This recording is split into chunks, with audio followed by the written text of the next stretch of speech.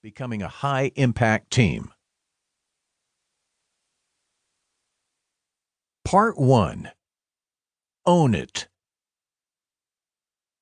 You never accidentally become a great team. No group of individuals ever drifts into becoming a high-impact team. No high-achieving team haphazardly attains success. It takes focus and intentionality and tenacity. The best teams understand that team is not something you are on as much as it is something you do. It is active, not passive. On the best teams, every person on the team buys in and feels a deep sense of ownership.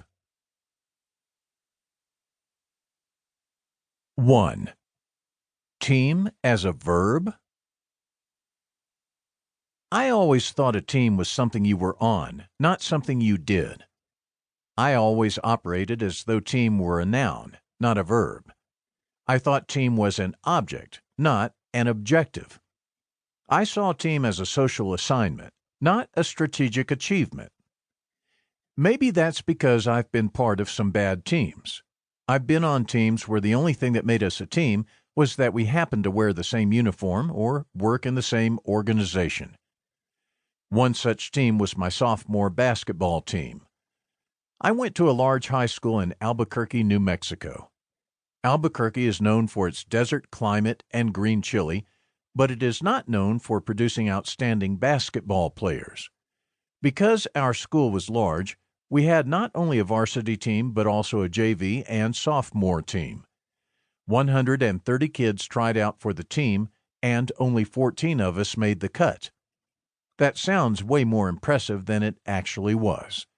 The fact that I made the team doesn't say as much about my ability as it does about how stunted the basketball gene pool was at my high school.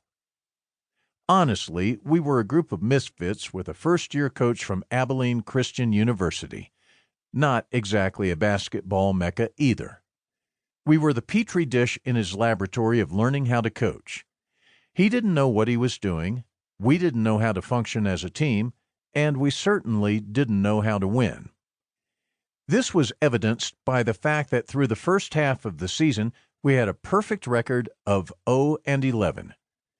I think when our coach wasn't sure what to do, he just had us run more line drills. He would also make us do handstand push-ups against the bleachers. And we had a stocky kid on the team who was just heavy enough that he couldn't do a handstand push-up. And every time he couldn't do a handstand push-up, which was every time he tried, we had to run an extra 10 line drills. We may not have scored many points, but if we were ever in a marathon race with another team, we easily would have won. Another thing you should know about Albuquerque during those days is that it was kind of rough and tumble. There were lots of fights, pushing, shoving, elbows thrown, and trash talking.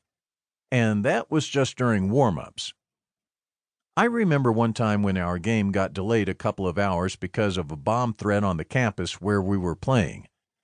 On another occasion, our driver pulled our team bus over to the shoulder of the road.